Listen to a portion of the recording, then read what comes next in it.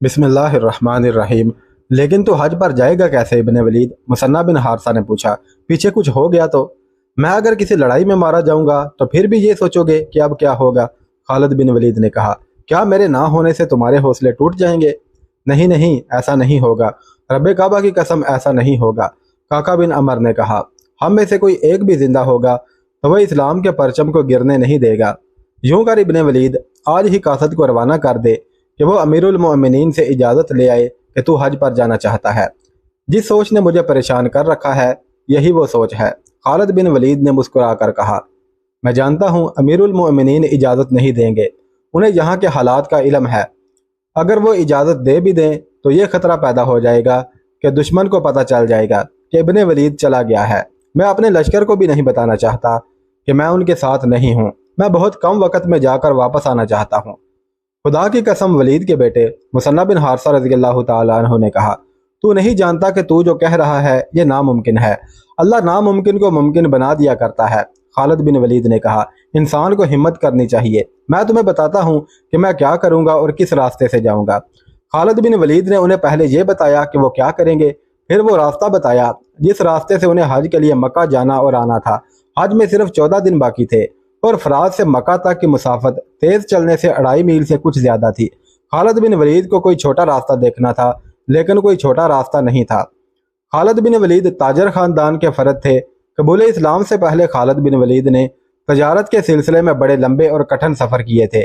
वो ऐसे रास्तों से भी वाकिफ थे जो आम रास्ते नहीं थे, बल्कि वो रास्ते कहलाते ही नहीं थे।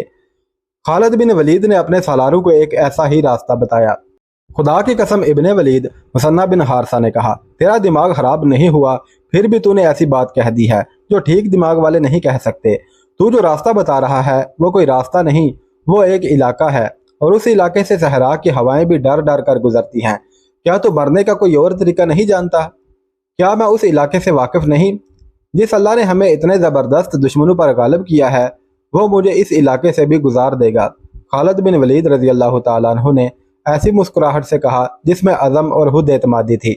मैं यकीन से कहता हूँ कि तुम मुझे जाने से नहीं रोकोगे और मेरे इस राज को इस खैमे से बाहर नहीं जाने दोगे। मैं ये राज अमीरुल मोमिनीन से भी छुपा कर रखूँगा। अगर अमीरुल मोमिनीन भी हज पर आ गए तो क्या करेगा तू? एक सालार ने पूछा। मैं उनसे अपना चेहरा छुपा लूँगा, खालिद बिन वलीद ने कहा। तुम सब मेरे लिए दुआ तो ज़रूर करोगे। मैं वादा करता हूँ कि मैं इस तरह तुमसे आ मिलूँगा कि तुम कहोगे कि ये शख्स रास्ते से वापस आ गया है। ज़्यादातर मुर्रखीन ने, खसूसन तिबरी ने यह वाक़या बयान किया है कि खालिद बिन वलीद ने 12 हिजरी का हज किस तरह किया, इन हालात में कि उनकी टक्कर फारस की शहनशाही से थी और उन्होंने रोम की शहनशाही के अंदर जाकर हमला किया था। यह खतरा हर लम्हा मौजूद था कि ये दोनों बादशाहियाँ मिलकर हमला करेंगी। इस खतरे के पेश नज़र खालिद बिन वलीद रज़ी अल्लाह तआला अन्हु वहाँ से गैर हाज़िर नहीं हो सकते थे, लेकिन हज का अज़म इतना पक्का और ख्वाहिश इतनी शदीद थी कि उसे वो दबा ना सके। पहले सुनाया जा चुका है कि लश्कर फराज से हीरा को कूच कर रहा था। खालिद बिन वलीद ने लश्कर को 3 हिस्सों में तकसीम किया। एक हिस्सा हरावल था, दूसरा उसके पीछे और तीसरा हिस्सा अकब में था। खालिद बिन वलीद ने खास तौर पर ऐलान कराया कि वो अकब के साथ होंगे। लश्कर को हीरा तक पहुंचने की कोई जल्दी नहीं थी। तेज कूच इस सूरत में किया जाता था जब कहीं हमला करना होता या जब इतला मिलती थी कि फला जगह दुश्मन हमले की तैयारी कर रहा है। अब ऐसी सूरत नहीं थी। लश्कर के कूच की रफ्तार तेज ना करने की एक वजह तो ये थी कि यह कूच मैदान जंग की तरफ नहीं बल्कि मफतूहा शहर की तरफ हो रहा था। दूसरी वजह यह थी कि मुजाहिदीन मुतवातर लड़ाइयाँ लड़ते और पेश कदमी करते रहे थे। उनके जिस्म शल हो चुके थे। खालिद बिन वलीद रज़ी अल्लाह तआला अन्हु ने कूच मामूली रफ्तार से करने का हुक्म एक और वजह से भी दिया था। इस वजह का 3 सालारों और खालिद बिन वलीद के चंद एक साथियों के सिवा किसी को इल्म ना था। वो वजह यह थी कि खालिद बिन वलीद को कूच के दौरान लश्कर के अकबी हिस्से से खिसक जाना था और एक गुमनाम रास्ते से मक्का को रवाना होना था। लश्कर 31 जनवरी 634 ईस्वी के रोज चल पड़ा। तारीख में उस मकाम का पता नहीं मिलता जहां लश्कर ने पहला पड़ाव किया था। रात को जब लश्कर गहरी नींद सो गया तो खालिद बिन वलीद अपने चंद एक साथियों के साथ खैमागाह से निकले और गायब हो गए। किसी भी मुर्रख ने उनके साथियों के नाम नहीं लिखे जो उनके साथ हज करने गए थे। खालिद बिन वलीद रज़ी अल्लाह तआला अन्हु और उनके साथी ऊँटों पर सवार थे। जिस इलाके में से उन्हें गुजरना था वहां सिर्फ ऊँट गुजर सकता था, घोड़ा भी जवाब दे जाता था। सहराओं में बाज़ इलाके बेहद दुश्वार गुजार होते थे। مسافر ادھر سے گزرنے کی جرت نہیں کرتے تھے۔ صحرائی قزاق یعنی ڈاکو اور بڑے پیمانے پر رہزنی کرنے والے انہی علاقوں میں رہتے تھے اور لوٹ مار کا مال وہیں رکھتے تھے۔ ان میں کچھ علاقے ایسے خوفناک تھے کہ قزاق اور راہزن بھی ان میں داخل ہونے کی جرت نہیں کرتے تھے۔ اس دور میں صحرا کے جس علاقے کو دشوار گزار اور خطرناک کہنا ہوتا تھا تو کہا جاتا تھا کہ وہاں تو ڈاکو اور راہزن بھی نہیں جاتے۔ خالد بن ولید رضی اللہ تعالیٰ عنہ نے مکہ تک جلدی پہنچنے کا جو راستہ اختیار کیا تھا وہ ایسا ہی تھا جہاں ڈاکو اور راہزن بھی نہیں جاتے تھے۔ اتنے خطرناک اور وسیع علاقے سے زندہ گزر جانا ہی ایک کارنامہ تھا، لیکن خالد بن ولید دنوں کی مسافت منٹوں میں طے کرنے کی کوشش میں تھے۔ انہیں صرف یہ سہولت حاصل تھی کہ موسم سردیوں کا تھا، لیکن سینکڑوں میل تک پانی کا نام و نشان تک نہ تھا۔ اس علاقے میں ایک اور خطرہ ریت اور مٹی کے ان ٹیلوں کا تھا جن کی شکلیں عجیب و غریب تھیں۔ یہ کئی کئی میل وسیع نشیب میں کھڑے تھے، بعض چٹانوں کی طرح چوڑے تھے، بعض گول اور بعض ستونوں کی طرح اوپر کو اٹھے ہوئے تھے۔ ایسے نشیب بھول بھلیوں کی طرح تھے، ان میں بھٹک جانے کا خطرہ زیادہ تھا۔ گھوم پھر کر انسان وہیں کا وہی رہتا تھا اور سمجھتا تھا کہ وہ بہت سا فاصلہ طے کر آیا ہے، حتیٰ کہ وہ ایک ہی جگہ چلتا اور مڑتا تھک کر چور ہو جاتا تھا۔ پانی پی پی کر پانی کا ذخیرہ بھی وہیں ختم ہو جاتا تھا۔ اس دور کی تحریروں سے پتہ چلتا ہے کہ صحرا کے اس حصے کی صعوبتیں، دشواریاں اور وہاں کے خطرے ایسے تھے جو دیکھے بغیر انسان کے تصور میں نہیں آ سکتے۔ کئی جگہوں پر اونٹ یوں بدک گئے جیسے انہوں نے کوئی ایسی چیز دیکھ لی ہو جو انسانوں کو نظر نہیں آ سکتی تھی۔ اونٹ صحرائی جانور ہونے کی وجہ سے اس پانی کی بو بھی پا لیتا ہے جو زمین کے نیچے ہوتا ہے۔ کہیں چشمہ ہو جو نظر نہ آتا ہو، اونٹ اپنے آپ اس طرف چل پڑتا ہے۔ اونٹ خطروں کو بھی دور سے سونگھ لیتا ہے۔ خالد بن ولید رضی اللہ تعالیٰ عنہ کے مختصر سے قافلے کے اونٹ کئی جگہوں پر بد گئے۔ ان کے سواروں نے ادھر ادھر اور نیچے دیکھا مگر انہیں کچھ بھی نظر نہ آیا۔ زیادہ خطرہ صحرائی سانپ کا تھا جو 1.5 یا زیادہ سے زیادہ 2 بالشت کا ہوتا ہے۔ یہ دنیا کے دوسرے ملکوں کے سانپوں کی طرح آگے کو نہیں رینگتا بلکہ پہلو کی طرف رینگتا ہے۔ انسان یا جانور کو ڈس لے تو 2-4 منٹوں میں موت واقع ہو جاتی ہے۔ صحرائی بچھو اسی سانپ کی طرح زہریلا ہوتا ہے۔ ایک مورخ یعقوبی نے خالد بن ولید کے اس سفر کو بیان کرتے ہوئے حیرت کا اظہار کیا ہے۔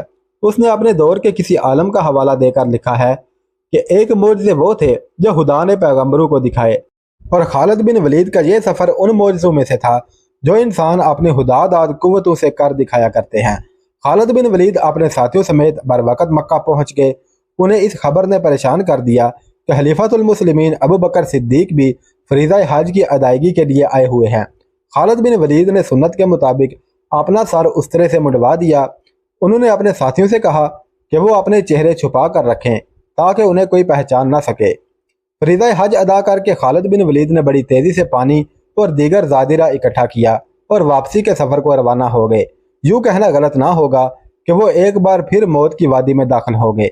تمام مورخ متفقہ طور پر لکھتے ہیں کہ خالد بن ولید اس وقت ہیرا پہنچے جب فرات سے چلا ہوا ان کا لشکر ہیرا میں داخل ہو رہا تھا۔ لشکر کا عقبی حصہ جس کے ساتھ خالد بن ولید کو ہونا چاہیے تھا وہ ابھی ہیرا سے کچھ دور تھا۔ خالد بن ولید خاموشی سے عقبی حصے سے جا ملے اور ہیرا میں اس انداز سے داخل ہوئے جیسے وہ لشکر کے ساتھ فرات سے آ رہے ہوں۔ مورخوں نے لکھا ہے کہ لشکر نے جب دیکھا کہ ان کے سالار اعلیٰ خالد بن ولید رضی اللہ تعالیٰ عنہ اور چند اور افراد کے سر استرے سے صاف کیے ہوئے ہیں تو لشکر میں چہ مگویاں ہونے لگیں، لیکن سر منڈوانا کوئی عجیب چیز نہیں تھی۔ اگر لشکر کو خالد بن ولید خود بھی بتاتے کہ وہ حج کر کے آئے ہیں تو کوئی بھی یقین نہ کرتا۔ مشہور مورخ طبری نے لکھا ہے کہ خالد بن ولید مطمئن تھے کہ انہیں مکہ میں کسی نے نہیں پہچانا۔ 4 مہینے گزر گئے۔ کسریٰ کے خلاف جنگی کارروائیاں ختم ہو چکی تھیں۔ عراق کا بہت سا علاقہ کسریٰ سے چھین کر سلطنت اسلامیہ میں شامل کر لیا گیا تھا۔ کسریٰ کی جنگی طاقت کا دم خم توڑ دیا گیا تھا۔ آتش پرست فارسیوں کی دھونس اور دھاندلی ختم ہو چکی تھی۔ یہ خطرہ اگر ہمیشہ کے لیے نہیں تو بڑی لمبی مدت کے لیے ختم ہو گیا تھا کہ فارس کی جنگی طاقت حملہ کر کے مسلمانوں کو کچل ڈالے گی۔ فارسی آتش پرستوں کے نامور جرنیل کارن ہرمز، بہمن جازویہ، اندرزگر، روزبا اور زرمہر اور دوسرے جن کی جنگی اہلیت اور دہشت مشہور تھی، خالد بن ولید اور ان کے مجاہدین کے ہاتھوں مختلف مارکوں میں مارے گئے تھے۔ ان جیسے جرنیل پیدا کرنے کے لیے بڑی لمبی مدت درکار تھی۔ اب تو پورے عراق میں اور مدائن کے محلات کے اندر بھی ان مسلمانوں کی دھاک بیٹھ گئی تھی جنہیں انہی محلات میں عرب کے بدو اور ڈاکو کہا گیا تھا۔ سب سے بڑی فتح تو یہ تھی کہ اسلام نے اپنی عظمت کا احساس دلا دیا تھا۔ خالد بن ولید رضی اللہ تعالیٰ عنہ نے ہیرا میں 4 مہینے گزار کر اپنے لشکر کو آرام کرنے کی مہلت دی اور اس خیال سے جنگی تربیت بھی جاری رکھی کہ مجاہدین لشکر سست نہ ہو جائیں۔ اس کے علاوہ خالد بن ولید نے مفتوحہ علاقوں کا نظم و نسق اور محصولات کی وصولی کا نظام بھی بہتر بنایا۔ مئی 634 عیسوی کے آخری ہفتے میں خالد بن ولید کو امیر المؤمنین ابو بکر صدیق کا خط ملا، جس کا پہلا فقرہ خالد بن ولید کے حج کے متعلق تھا، جس کے متعلق خالد بن ولید مطمئن تھے کہ امیر المؤمنین اس سے بے خبر ہیں۔ خط میں خالد بن ولید کے حج کا اشارہ کر کے صرف اتنا لکھا تھا کہ آئندہ ایسا نہ کرنا۔ باقی خط کا متن یہ تھا: بسم اللہ الرحمن الرحیم، عتیق بن ابو قحافہ کی طرف سے خالد بن ولید کے نام۔ یاد رہے کہ امیر المؤمنین ابو بکر صدیق کہلاتے تھے، لیکن ان کا نام عبداللہ بن ابی قحافہ تھا اور عتیق ان کا لقب تھا جو انہیں رسول کریم صلی اللہ علیہ وسلم نے عطا فرمایا تھا۔ السلام علیکم، تعریف اللہ کے لیے جس کے سوا کوئی معبود نہیں، درود و سلام محمد رسول اللہ صلی اللہ علیہ وسلم پر۔ ہیرا سے کوچ کرو اور شام یعنی سلطنت روما میں اس جگہ پہنچو جہاں اسلامی لشکر جمع ہے۔ لشکر اچھی حالت میں نہیں، مشکل میں ہے۔ میں تم کو اس تمام لشکر کا جو تم اپنے ساتھ لے جاؤ گے اور اس لشکر کا جس کی مدد کو تم جا رہے ہو سپہ سالار مقرر کرتا ہوں۔ رومیوں پر حملہ کرو۔ ابو عبیدہ اور اس کے ساتھ کے تمام سالار تمہارے ماتحت ہوں گے۔ پختہ عزم لے کر پیش قدمی کرو اور اللہ کی حمایت اور مدد سے اس مہم کو پورا کرو۔ اپنے لشکر کو جو اس وقت تمہارے پاس ہے 2 حصوں میں کر دو۔ ایک حصہ مثنہ بن حارثہ کے سپرد کر جاؤ۔ عراق یعنی سلطنت فارس کے مفتوحہ علاقوں کا سپہ سالار مثنہ بن حارثہ ہوگا۔ لشکر کا دوسرا حصہ اپنے ساتھ لے جاؤ، اللہ تمہیں فتح عطا فرمائے، اس کے بعد یہیں واپس آ جانا اور اسی علاقے کے سپہ سالار تم ہوگے۔ تکبر نہ کرنا، تکبر اور غرور تمہیں دھوکہ دیں گے اور تم اللہ کے راستے سے بھٹک جاؤ گے۔ کوتاہی نہ ہو، رحمت و کرم اللہ کے ہاتھ میں ہے اور نیک اعمال کا صلہ اللہ ہی دیا کرتا ہے۔ خط پڑھتے ہی خالد بن ولید نے اپنے سالاروں کو بلایا اور کچھ کسیانہ سا ہو کر انہیں بتایا کہ ان کے خفیہ حج کا امیر المؤمنین کو پتہ چل گیا ہے اور میں اس بات پر خوش ہوں کہ فراغت ختم ہو گئی ہے۔ خالد بن ولید نے کہا، ہم شام جا رہے ہیں۔ خالد بن ولید تو جیسے میدان جنگ کے لیے ہی پیدا ہوئے تھے۔ قلعے اور شہر میں بیٹھنا انہیں پسند نہ تھا۔ انہوں نے سالاروں کو خط پڑھ کر سنایا اور تیاری کا حکم دیا۔ اس کے ساتھ ہی انہوں نے لشکر کو 2 حصوں میں تقسیم کیا۔ مورخوں نے لکھا ہے کہ خالد بن ولید رضی اللہ تعالیٰ عنہ نے تمام صحابہ کرام کو اپنے ساتھ رکھا۔ صحابہ کرام کو لشکر میں عزت و احترام کی نگاہ سے دیکھا جاتا تھا۔ ولید کے بیٹے مثنہ بن حارثہ نے کہا، خدا کی قسم میں اس تقسیم پر راضی نہیں ہوں جو تو نے کی ہے۔ تو رسول اللہ صلی اللہ علیہ وسلم کے تمام ساتھیوں کو اپنے ساتھ لے جا رہا ہے۔ صحابہ کرام کو بھی صحیح تقسیم کر، آدھے صحابہ کرام تیرے ساتھ جائیں گے، آدھے میرے ساتھ رہیں گے۔ کیا تو نہیں جانتا کہ انہی کی بدولت اللہ ہمیں فتح عطا کرتا ہے؟ خالد بن ولید نے مسکرا کر صحابہ کرام کی تقسیم مثنہ بن حارثہ کی خواہش کے مطابق کر دی اور اپنے لشکر کے سالاروں کو حکم دیا کہ جتنی جلدی ممکن ہو سکے تیاری مکمل کریں اور یہ نہ بھولنا کہ ہم اپنے ان بھائیوں کی مدد کو جا رہے ہیں جو وہاں مشکل میں پھنسے ہوئے ہیں۔ خالد بن ولید رضی اللہ تعالیٰ عنہ نے کہا، ضائع کرنے کے لیے ہمارے پاس ایک سانس جتنا وقت بھی نہیں۔ مسلمانوں کا وہ لشکر جو شام میں جا کر مشکل میں پھنس گیا تھا، وہ ایک سالار کی جلد بازی اور حالات کو قبل از وقت نہ سمجھ سکنے کا نتیجہ تھا۔ اس نے شام کے اندر جا کر رومیوں پر حملہ کرنے کی اجازت امیر المؤمنین سے اس طرح مانگی کہ جس طرح وہ خود آگے کے احوال و قوائف کو نہیں سمجھ سکا تھا، اسی طرح اس نے امیر المؤمنین کو بھی گمراہ کیا۔ امیر المؤمنین ابو بکر صدیق دانش مند انسان تھے۔ انہوں نے اس سالار کو حملہ کرنے کی کھلی چھٹی نہ دی، بلکہ یہ لکھا کہ رومیوں سے ٹکر لینے کی خواہش میرے دل میں بھی ہے اور یہ ہماری دفاعی ضرورت بھی ہے۔ رومیوں کی جنگی طاقت کو اتنا کمزور کر دینا ضروری ہے کہ وہ سلطنت اسلامیہ کی طرف دیکھنے کی جرت نہ کر سکیں، لیکن ابھی ہم ان سے ٹکر نہیں لے سکتے۔ تم ان کے خلاف بڑے پیمانے کی جنگ نہ کرنا، محتاط ہو کر آگے بڑھنا تاکہ خطرہ زیادہ ہو تو پیچھے بھی ہٹ سکو۔ تم یہ جائزہ لینے کے لیے حملہ کرو کہ رومیوں کی فوج کس طرح لڑتی ہے اور اس کے سالار کیسے ہیں۔ امیر المؤمنین نے صاف الفاظ میں لکھا کہ اپنے لشکر کو ایسی صورت میں نہ ڈال دینا کہ پسپائی اختیار کرو اور تمہیں اپنے علاقے میں آ کر بھی پناہ نہ ملے۔ اس سالار کا نام بھی خالد تھا، خالد بن سعید، لیکن میدان جنگ میں وہ خالد بن ولید کی گرد پا کو بھی نہیں پہنچ سکتا تھا۔ اسے جن دستوں کا سالار بنایا گیا تھا وہ سرحدی فرائض انجام دینے والے دستے تھے۔ ان میں لڑنے کی اہلیت تھی اور ان میں لڑنے کا جذبہ بھی تھا، لیکن انہیں جنگ کا ویسا تجربہ نہ تھا جیسا خالد بن ولید کے دستوں نے حاصل کر لیا تھا۔ امیر المؤمنین نے خالد بن سعید کو اپنی سرحدوں پر پہرا دینے کے لیے بھیجا تھا उन दस्तों का हेड क्वार्टर तीमा के मकाम पर बनाया गया था। बाज़ मुर्रखों ने लिखा है कि खालिद बिन वलीद की पे दर पे कामयाबियां देखकर खालिद बिन सईद को ख्याल आया कि खालिद बिन वलीद ने फारस को शिकस्तें दी हैं तो वो रोमियों को ऐसी शिकस्तें देकर खालिद बिन वलीद की तरह नाम पैदा करे।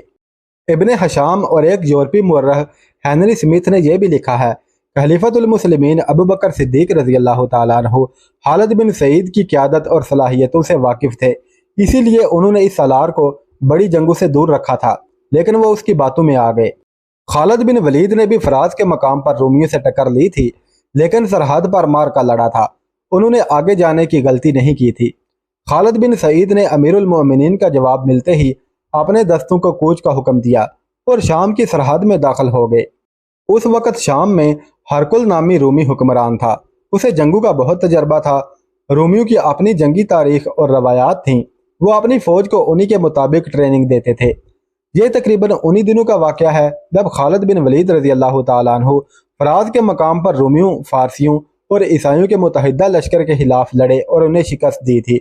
इससे रोमी मुहतात, मुस्तैद और चौकस हो गए थे। उन्होंने अपनी फ़ौज को हर लम्हा तैयार रहने का हुक्म दे रखा था। खालिद बिन सईद ने आगे के अहवालो कवायफ मालूम ना किए, कोई जासूस आगे ना भेजा और अंधाधुंध बढ़ते गए। आगे रोमी फ़ौज की कुछ नफरी हमदन थी। खालिद बिन सईद ने दाएं बाएं देखे बगैर उस पर हमला कर दिया। रोमियों का सालार बहान था, जो जंगी चालों के लिहाज से खालिद बिन वलीद के हम पल्ला था। खालिद बिन सईद समझ ना सका कि रोमियों की जिस नफरी पर उसने हमला किया है उसकी हैसियत जाल में दाने की है। वो उन्हीं में उलझ गया। थोड़ी ही देर बाद उसे पता चला कि उसके अपने दस्ते रोमियों के घेरे में आ गए हैं और अकब से रोमी उन पर हल्ला बोलने के लिए बढ़ते आ रहे हैं। खालिद बिन सईद के लिए अपने दस्तों को बचाना नामुमकिन हो गया। उसने ये हरकत की कि अपने मुहाफ़िज़ों को साथ लेकर मैदान जंग से भाग गया और अपने दस्तों को रोमियों के रहमो करम पर छोड़ गया। मुसलमानों के उन दस्तों में मशहूर जंगजू अकरमा बिन अबू जहल भी थे। इस अबतर सूरत हाल में उन्होंने अपने हरासा दस्तों की कमान ले ली और ऐसी चालें चली कि अपने दस्तों को तबाही से बचा लाए।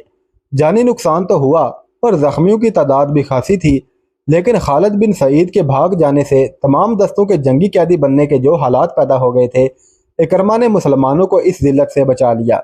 मदीना इत्तला पहुंची तो खलीफतुल मुस्लिमीन ने खालिद बिन सईद को मजूल करके मदीना बुला लिया। खलीफतुल मुस्लिमीन के गुस्से का यह आलम था कि उन्होंने खालिद बिन सईद को भरी महफिल में बुज़दिल और नालायक कहा। खालिद बिन सईद खामोशी की ज़िंदगी गुजारने लगा। इससे ज़्यादा अफसरदा आदमी और कौन हो सकता था। आहर खुदा ने उसकी सुन ली। बहुत अरसे बाद जब मुसलमानों ने शाम को मैदान जंग बना लिया था तो खालिद बिन सईद को वहाँ एक दस्ते के साथ जाने की इजाज़त मिल गई। उसने अपने नाम से शिकस्त का दाग यूं धोया कि बेजिगरी से लड़ता हुआ शहीद हो गया।